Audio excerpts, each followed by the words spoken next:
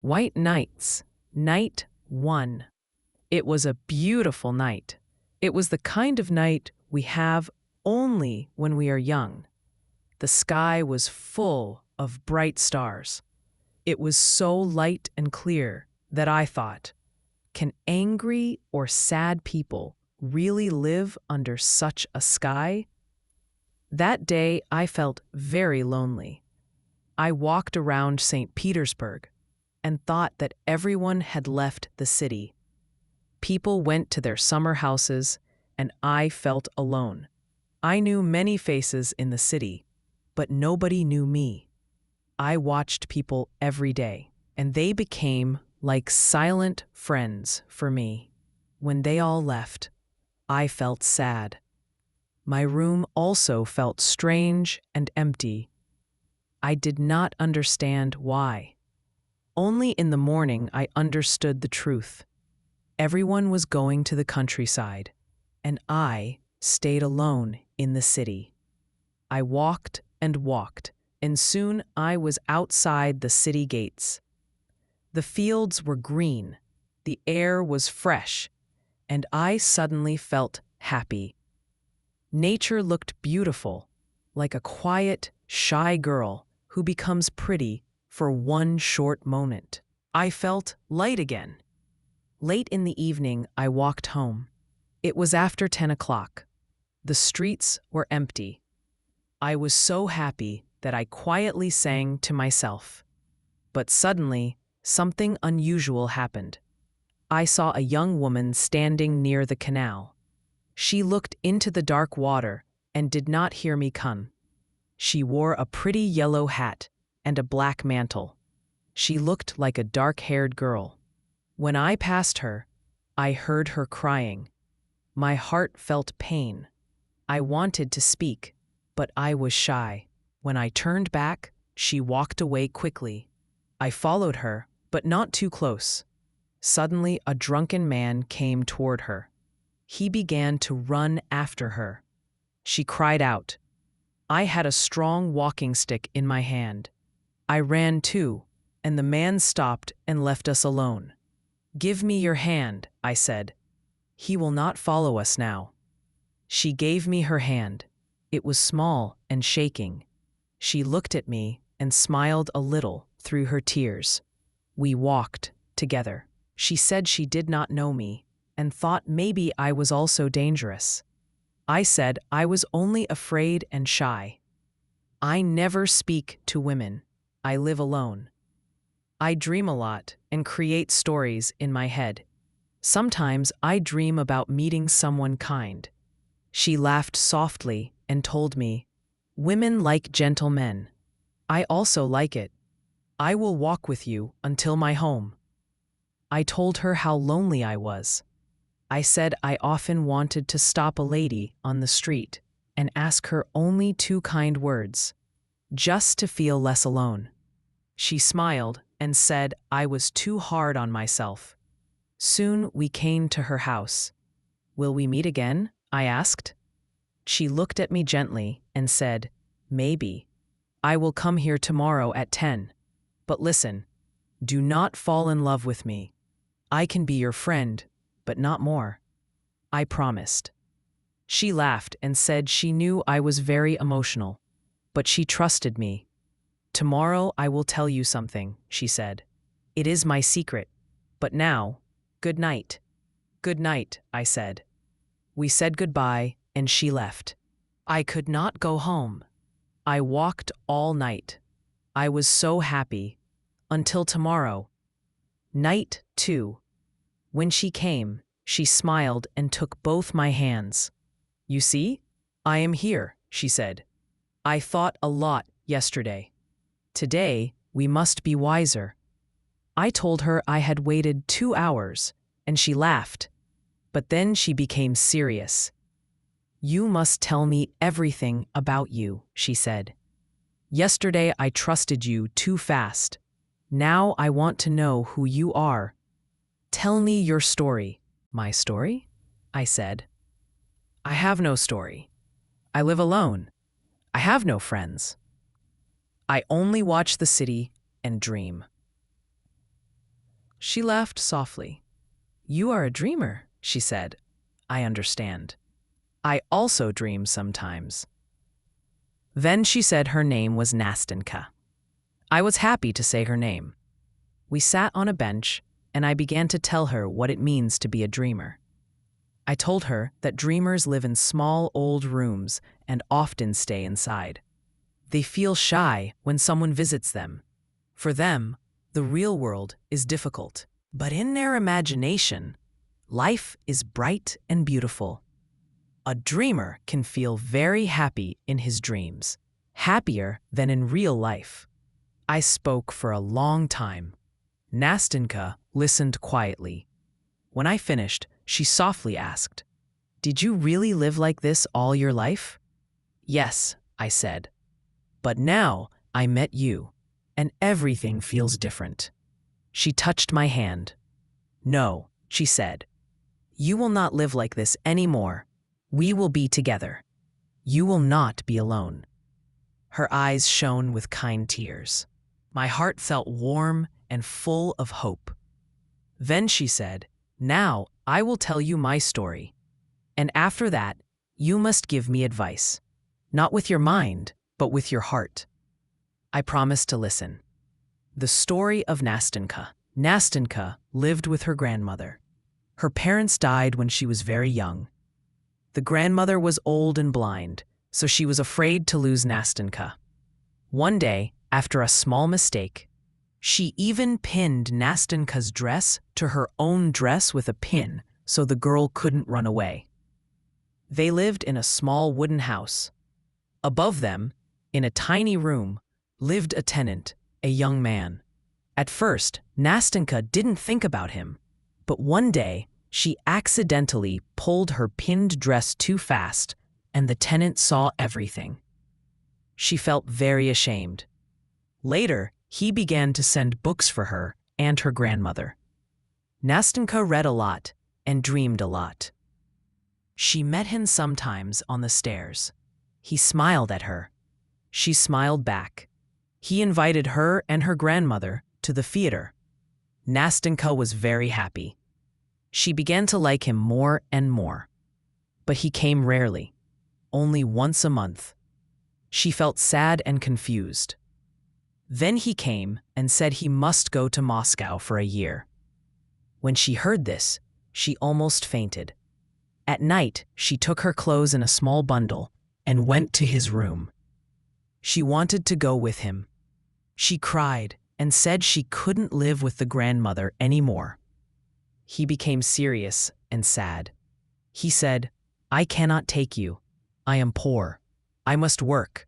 But I promise, if I become able to marry, I will marry only you. Wait 1 year. When I return, if you still love me, we will be together." She agreed. They decided to tell nothing to the grandmother. He left next morning. Now, a whole year has passed. He returned 3 days ago. And he has not come to her. No letter, no visit, nothing. When she finished her story, she began to cry hard. My heart broke for her. I tried to comfort her and said maybe something delayed him. But she knew he was in the city. They had agreed he would meet her at this very place at 10 o'clock on the day of his arrival. 3 days passed, no sign. "Let me help," I said. "Let me take a letter to him." At first, she refused, saying it would look like she was forcing him. But then, blushing deeply, she gave me a small sealed letter. It was already written. She smiled through tears. "Take it tomorrow," she said, "and come here again at 10. If there is an answer, bring it to me." She squeezed my hands and ran away into her street. I stood for a long time, repeating to myself, "Until tomorrow, until tomorrow." Night 3. Today was a sad, rainy day. The sky was gray. There was no sun. It felt like my future old age, dark and lonely. I had many strange thoughts. They were heavy and cloudy, like the sky. But I had no strength to understand them. She did not come. Yesterday, when we said goodbye, I looked at the sky and said, "Tomorrow will be a bad day." "It will rain," she answered. "If it rains, I will not come. We will not see each other." Today, it really rained, and she did not come. Yesterday was our third white night together. Her happiness, my pain. How beautiful happiness makes a person.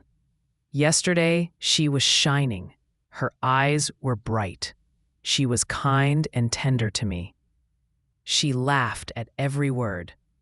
She held my hand, comforted me, warmed my heart. But all this love in her was not for me. She was waiting for him. The answer to her letter was him. He had to come. He had to run to her. She came 1 hour earlier, full of hope. At first, she laughed at everything. Then we waited, and he did not come. Little by little, she became quiet and nervous. Her words were not so light anymore. She was afraid. Then she became even kinder to me, as if she wanted to give me the happiness she wanted for herself. She felt my love and was sorry for me. "You are my friend," she said. "I am so happy with you today. I love you so much. Because you are not in love with me. Another man would suffer and cry. But you are so kind, so calm. You are my true friend. God sent you to me." These words hurt me, but I smiled. She went on, "When I get married, we will all be friends. I will love you almost like I love him." My heart became very sad. Waiting for him, we heard steps in the dark, and both of us trembled. We thought it was him. I dropped her hand. But it was only a stranger. She laughed a little and took my hand again. "Why did you let go? We will meet him together. I want him to see how we love each other." How we love each other, I thought. What a different love it was. For her, easy, bright, friendly. For me, heavy and burning. Then I told her about my day, how I took her letter, how I came home, how I lay on the bed and could not sleep, how one strange, sweet feeling stayed in my heart, like quiet music. She did not understand my words. Then she suddenly guessed the truth. She became very lively, playful, talkative. She laughed too loudly, joked too much. She wanted to hide from my feelings and from her own fear. 11 o'clock. Far away, a bell rang 11 times. She stopped laughing and counted the strokes. "Yes, it is 11, she said in a soft, weak voice. He still had not come. I began to comfort her. I said, maybe he did not get the letter yet. Maybe he was not at home. Maybe he would write tomorrow. Maybe many things happened. She listened to me like a child. She wanted to believe every little hope. Then she gave me her address again and said, "Go tomorrow early. If you get any answer, come to me at once." She became very gentle and shy. She tried to smile, but her chin trembled, and I saw tears in her eyes. "Why is he not like you?" Suddenly she whispered, "I am thinking about you. Why is he not you? Why is he not like you? He is worse than you, but I love him more." I was silent. She went on, "I think you are sacrificing something for me. I am only a simple girl, but I feel it. You are better than you say. You are not just a dreamer. If you love someone one day, may God give you happiness with her. She will be very happy with you. I know. I am a woman. You must believe me." She squeezed my hand. We were both very moved and quiet. Then she said, "It is clear. He will not come today. It is too late." "He will come tomorrow," I answered. She smiled again and said, "Yes, yes, tomorrow. I see now. Tomorrow." We said goodbye. Before leaving, she looked straight at me and said, "Now we are together forever, aren't we?" Oh, Nastenka, if only you knew how alone I am now. A lonely, rainy night. At 9 o'clock tonight, I could not stay at home. I went out into the rain. I went to our bench and sat there alone. I wanted to go to our street, to your house, but I was ashamed. I turned back before I reached her windows. I came home in a sadness deeper than ever before. What a wet, dark, heavy night. If the weather were good, I would walk there till morning. But tomorrow, she will tell me everything. There was no letter today, but maybe it is because there is no need for a letter anymore. Maybe they are already together. Night 4. I came at 9 o'clock in the evening. She was already there. She stood by the railing of the canal, just like the first night, and did not hear me coming. "Nastenka," I called softly. She turned to me quickly. "Well?" she asked. "Tell me, quickly." She looked straight into my eyes, full of hope. I did not understand at once. "Well, where is the letter?" "Did you bring the letter?" she repeated, holding the railing tightly. "No," I said at last. "There is no letter. He has not sent anything. He has not come." Her face became very pale. She looked at me for a long moment. I broke her last hope. "God be with him," she said slowly. "If he can leave me like this, God be with him."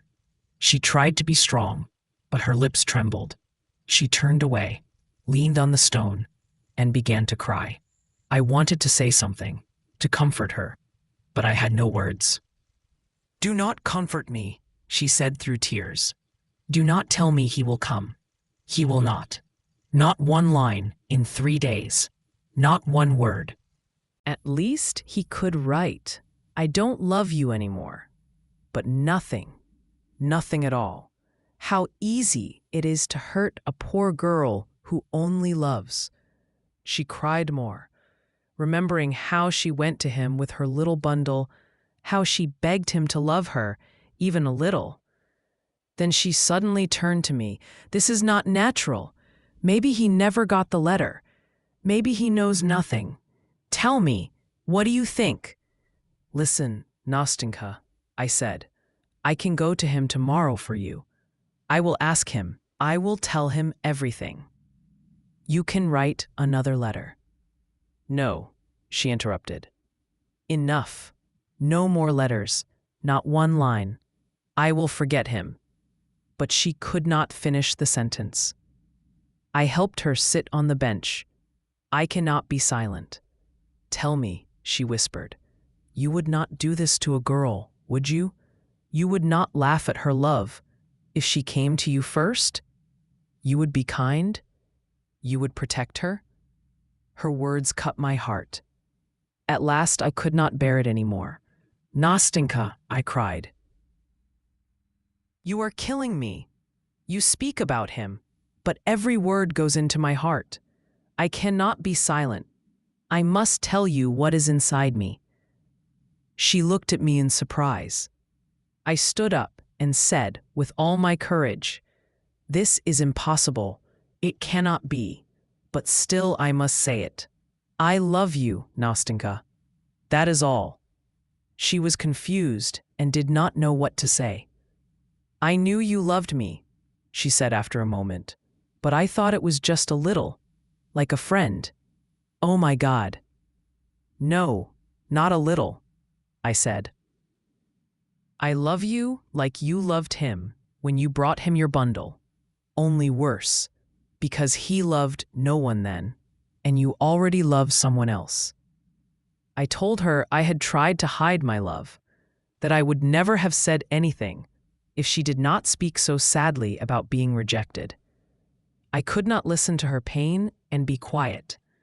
She made me sit down and tried to calm me. She was shy and worried, but she did not push me away. "If I loved you," then she suddenly stood up and said, "Come, Walk with me. Don't cry. Listen. If he really left me, if he forgot me, I still love him. I won't lie to you. But she stopped, took my hand, and looked at me with tears. If I began to love you, oh my friend, when I think how I laughed at you, how I praised you for not being in love, how could I not see? How could I be so blind? I wanted to run away, to stop hurting her. But she stopped me. Wait, answer me. Can you wait? Wait for what? I asked. For my heart, she said quietly. I still love him. But this love is already changing. I think it will go away. He laughed at me, and you cried with me. You did not reject me. You love me, and he did not love me. And I think I love you too. Yes, I love you. I told you before. You are better, nobler than he is. She could not finish. She put her head on my shoulder, then on my chest, and cried bitterly. I held her and tried to calm her. She asked me to wait a little, until her tears stopped. And she wiped her face, and we walked again, a new hope. Her voice was weak but sincere. Don't think I am light or changeable. I loved him for a whole year. I was faithful, even in my thoughts. But he laughed at my love. He hurt my heart. I cannot love someone who is not kind, not noble. Maybe all this love was just a mistake, born from my lonely life with grandmother. Maybe I should love someone else, someone who would pity me, protect me, love me always. She squeezed my hand and continued. If, although I loved him, no, loved, not love, although all this is in my heart, you still want to love me. If your love is so strong that it can push my old love away, if you don't want to leave me alone with my fate, if you promise to love me always, then I swear, my gratitude, my love will grow and will be worthy of your love. Will you take my hand now? Nastenka, I cried, almost unable to speak. Nastenka. My heart was full of joy and pain at the same time. Enough, enough, she said softly. Now all is said. You are happy. I am happy.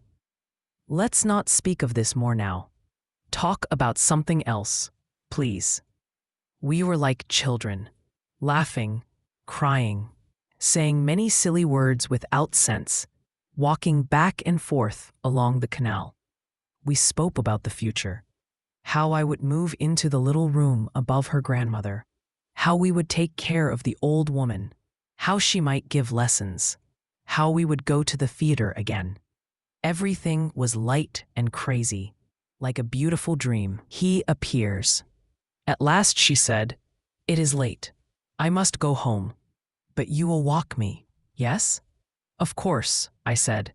We promised this time to really go straight to her house and not get lost in our happy walking. We started to go. The night was clear. The sky was blue. The moon was bright. "Look at the sky, Nastenka," I said. "Tomorrow will be a wonderful day." But she did not look at the sky. She suddenly stopped. Her hand trembled in mine. She pressed her shoulder against me, afraid of something. A young man walked past us. He stopped. He looked at us carefully. Then he began to walk again, slowly. My heart froze. "Nastenka," I whispered. "Who is that?" "It is him," she answered very quietly, pressing even closer to me. "Nastenka, it's you," we suddenly heard behind us. The young man quickly came back to us. Oh God, what a cry she gave. She jumped as if from fire, tore her hand from mine, and flew to him. She fell into his arms. I stood and watched them, like a dead man. But then, at the same second, she suddenly returned to me, fast as lightning, threw both arms around my neck, and kissed me warmly, strongly. Then, without a word, she ran back to him, took his hands, and led him away. I stood for a long time, watching them. At last, they both disappeared from my sight. Morning. My white nights ended in the morning. The day was cold and sad. Rain fell and hit my window. The room was dark. Outside, the sky was gray. My head hurt. I felt weak, like I had a fever. Matryona came to me and said, "Master, you have a letter." The postman brought it. "A letter? From who?" I cried, jumping up. "I don't know," she said. "Look, maybe the name is inside." I opened the letter quickly. It was from her. The letter, "Forgive me. Please forgive me," she wrote. "I beg you on my knees. I lied to you and to myself. It was a dream, a shadow. I cried for you today. Forgive me. Do not be angry. I did not change. I said I would love you, and I love you now, even more. Oh God, if only I could love you both. If only you were him. If only he were you." These words went through my mind. I remembered when she said the same. God knows how much I would do for you now. I know your heart is sad. I hurt you. But when you love someone, you forget the hurt very fast. And you love me. Thank you. Your love is like a sweet dream, a dream I will never forget. I will always keep the memory of your good, open heart. I will keep it always. I will be faithful to this memory. My heart is constant. Yesterday it returned quickly to the one it loved forever. We will meet again. You will come to visit us. You will be my friend, my brother. And when you see me, you will give me your hand. Yes? You will give me your hand. You forgive me, don't you? You still love me, don't you? Oh, love me, do not leave me. Because I love you so much now. I want to be worthy of your love. My dear friend, next week I will marry him. He returned loving me. He never forgot me. You will not be angry that I wrote this? I want to come to you with him. You will love him too. Yes? Forgive me. Remember me. Love your Nastenka. I read this letter many times. Tears came to my eyes. In the end, the letter fell from my hands, and I covered my face. Everything looks old now. "Master, master," said Matryona. "What is it?" "I cleaned the whole room, took down all the spider webs. Now, master, you can get married and invite guests." I looked at her. She was still lively, still strong, but suddenly she seemed old to me. Her eyes dim, her back bent, and my room also looked old. The walls were dull, the floor was faded, everything was gray. I looked out the window, and even the house across the street looked old and sad. Maybe the sun went behind a cloud? Or maybe I suddenly saw my future, long, lonely, without change. Me, 15 years older, still alone, still in this room, with the same Matrona who had not learned anything new in all those years. But you, Nastenka. But how could I hold anger in my heart? How could I send a dark cloud over her happy sky? How could I hurt her with one heavy word as she goes to her wedding, with flowers in her hair, smiling beside the man she loves? No, never. May her sky be bright. May her smile be warm and calm. May she be blessed for the 1 minute of happiness she gave to another lonely heart. 1 minute. Oh my God, 1 whole minute of happiness. Is that not enough for a whole human life?